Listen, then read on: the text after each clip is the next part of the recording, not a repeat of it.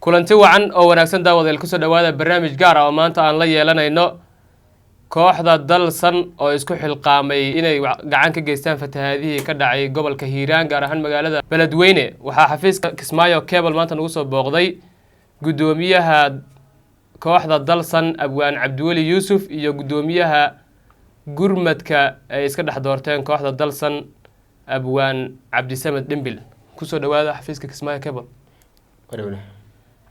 يا أبو هرينتي حقي مرة هيان رميه جروبتك ما شاء الله وين ملو عم ينوم رئيسة إسكو ضيفي عن ما دام مركنا على ظروفها كتير ماشى هي حالكو صدا ومرية أقولنا هاي ند إن وحلقوا قبان كرا سومالي لماذا يسكر بستاج يعني نستحق عني ما شاء الله سقروح بدهم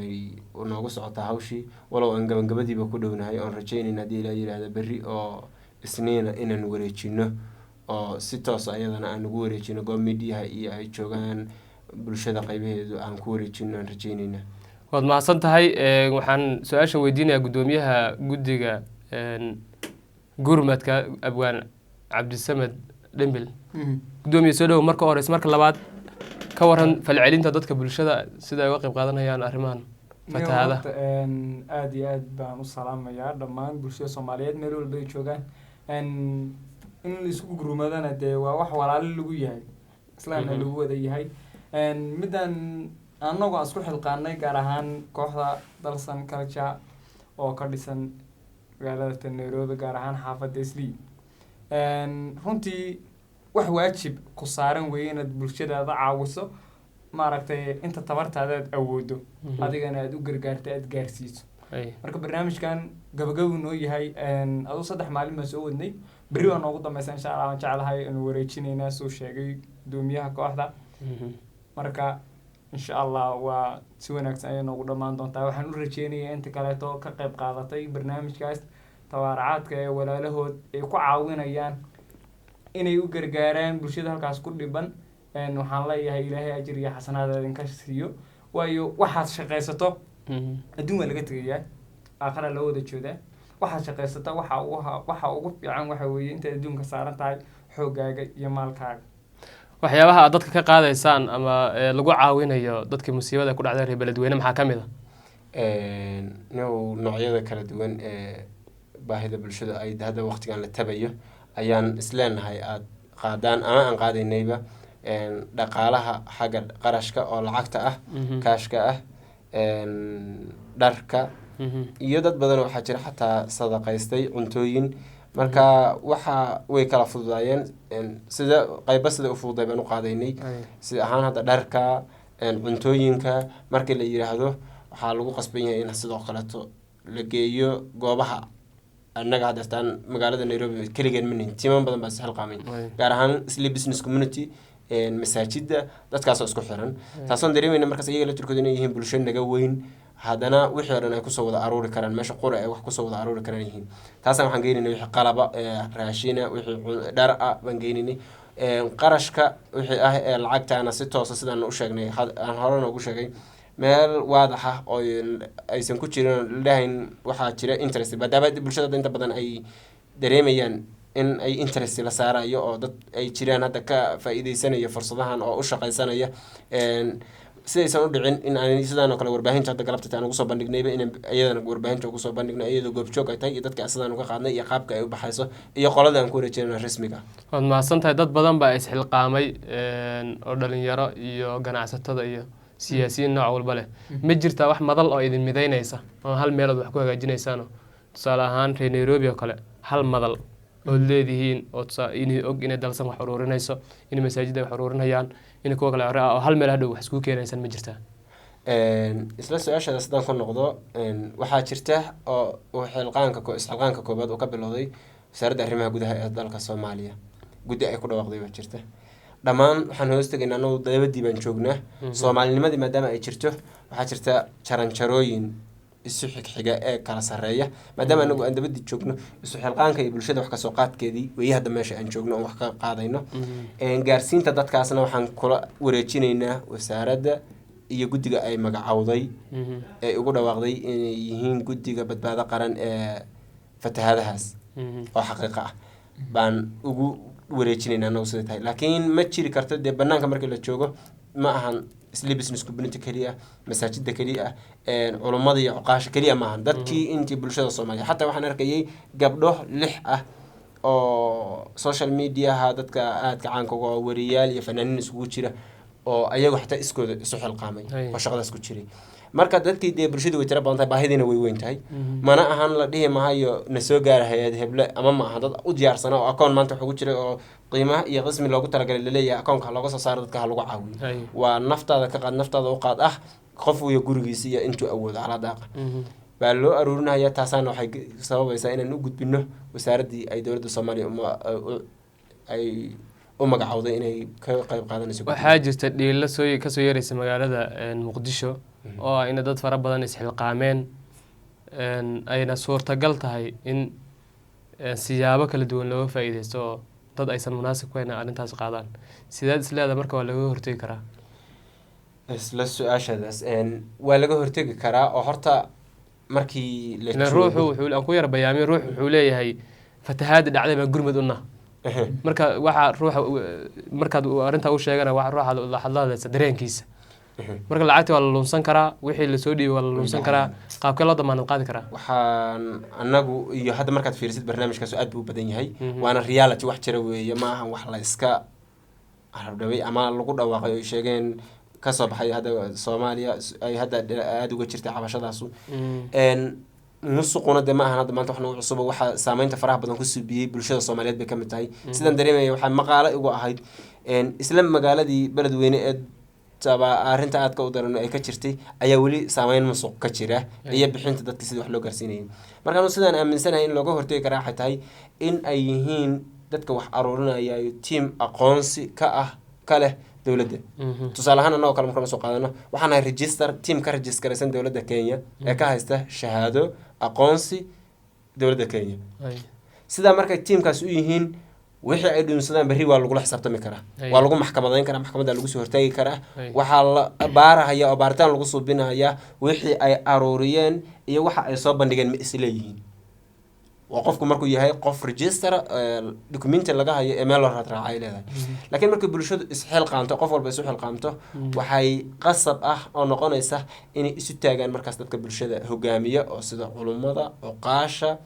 madal loo suubiyo dadkaas sida hadda isliyo kale isli business community oo kale tada madal bay suubiyaan laakiin ma ahan madasha ay suubiyaan madal dalkii qaadi karta maanta kale waxaan arkay niman dhahaya xaafada geeskan ila geeskas anaga wuxuu ka dhaxeeyay qof kama shaqeyn kara anaga ku xidhan ma ahan de madal dadka qaadi karta wax dareemaysa taasu inaysan ahayn baahidii bulshada ba si protocol darra ah loo isticmaalaya oo qoloba rabta inay iyadu taagad meel saarato marka waxa lagu maadayn karaa in loo suubiyo madal dadkan wada qaadi karta waayo meel walba masaajid baa ku yaala odayaasha dhaqanka jooga hooyooyinka iyo bulshada dadkeeda u adeego u dhaqdhaqaaqa jooga dhalinyarada joogta in loo suubiyo group hadhowta lagu xisaabtamo leeyahay group hebel maxaad keenteen group hebel maxaad keenteen laakiin waxa dareemaysaa hadda problemka ugu badan keenaya shakhsigu taagad buu meel saaranaya wuxuu leeyahay anigu sida aan isu xilqaamay ma raba in dad iga shaqeeyaan ma raba dad inay ag maamulaan taasa keenaysa dhaca iyo boobka faraha badan waad mahadsan tahay fatahaadaha kama aysan dhicin hiiraan kaliya oo kaliya ma jiraan dadkan isxilqaamay meelo kale ay wax wadaan tusaale ahaan Kismaayo oo kale goob weyn fatahaada ka dhacday webiga Shabeelle meelo fara badan oo kale fatahaada ka dhacday ma jiraan marka meelo dadka guddi dadka wax ururinaya meelo kale ay wax wadaan ay u wadaan in badan sida aan ku sheegayo dadku qoloba deegaan bay ka timid laakiin laguma salayn kara baahida taagan qolo walba deegaankeedii hadda barato waayo waxa dareemaysa wax dadka maanta kacay waa Soomaali weyn waxa baahida noocaas oo kale ta Allah subhanahu wa ta'ala kasoo gacanta ku qaban kara ee control kara ee protocolkeeda hagaajin karayo waa gudiga gurmadka ee dawladda waxaan ugu soo celcelinaa xatay gudigaas ayaa waxay suubin karaan baahida ma jirto gudi la leeyahay beledweyne arrin gooni u xigsaday waayo beledweyne magaalooyinka ay hadda hoostago ay kamid tahay Kabxanley kamid tahay Deefow mahaday deegaanada noocaas fatahaad uu saameeyay marka haday saameysay wax deeqsiin kara ee wax qoondayn kara ee wax bulshada gaarsiin karaayo waxa ay tahay gudiga dawladda ay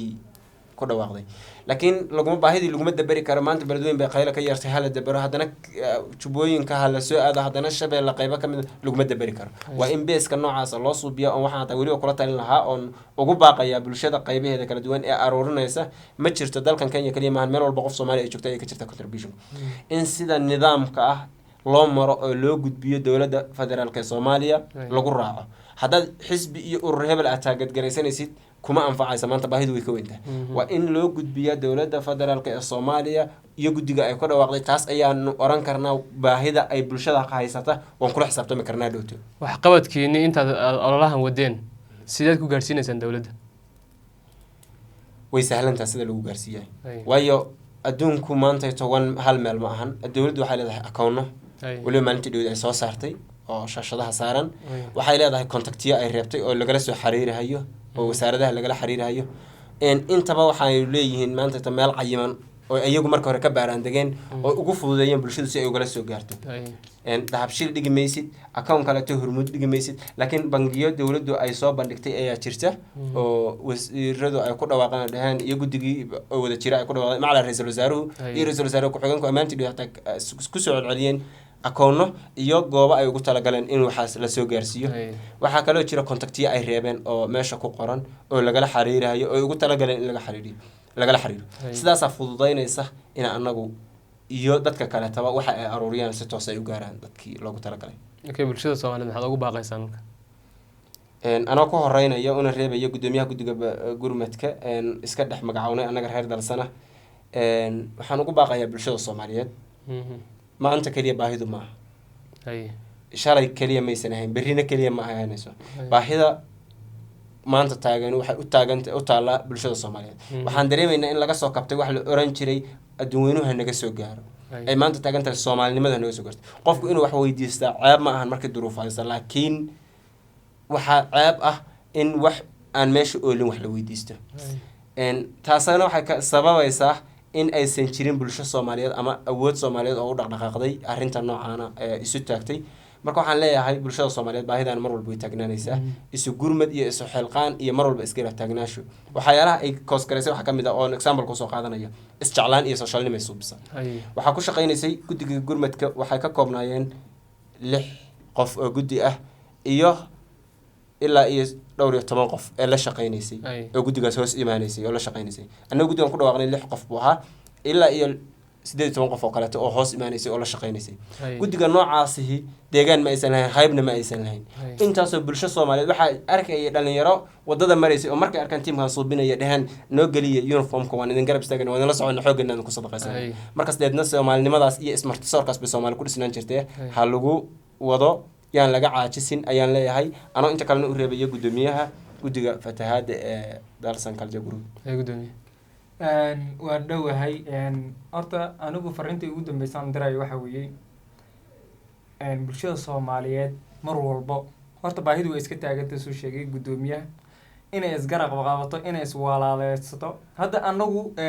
waxaanu ka koobneen 20 waan gaarayna jeclahay markii laga saaro guddigii barnaamijkaas waday ee dhalinyarada la socod inta kale qof oo macnaha banaanka dadka ka soo biiray baa jiray oo yiri waan garab istaagayno ayakana dharka nala xidhay iyo annagoo isku xilqaanay marka bulshada Soomaaliyeed waxay walaalo ku yihiin inay mar walba isgarab istaagaan inay maaragtay ka wada shaqeeyaan midnimada Soomaalinimo inay ka wada shaqeeyaan walaaltinimada inay u wada danqadaan walaalahooda dhiban ee ku dhiban magaalada beledweyne runtii mar walba way soo laalaabataa marka koowaad ma ahan saan jeclahay marka baahiduna way iska taagan tahay waxaan ku soo gunaanadayaa dhammaan bulshada Soomaaliyeed meel walba ay joogaan inay walaalahood u gurmadaan inay waxa alla waxay u tari karaan ay ku sadaqaystaan gaarsiiyaan insha Allah ugu dambeyntii qaabka Soomaalida ay uga jawaabtay fatahaadahan dhacay maxaad ku qiyaasi lahayd qiyaasta aad saari lahayd qiyaasta aan saari lahaa waxay tahay muwaadinimo Soomaaliyeed oo buuxda muuqata waayo waxaa laga gurmanayay meel walba qof Soomaaliya uu joogo dal iyo dibad maadaama dee waxaa dareemaysaa markaas muwaadinimada soomaalinimada inay joogto dad intaas dowlad la-aan haysay ee burbur jiray ee kadib dambena soo maray maamulo kala qoqoban loo suubiyey isku dhacyo fara badan loo yeelay ee haddana u gurmanaya hal meel halku dhig haddaad fiirsid meel walba fatahaadda iyadoo meel walba ka jirta beled weyn baa halku dhig u yahay macnaheedu markaan usoo qaato beled weyn dadku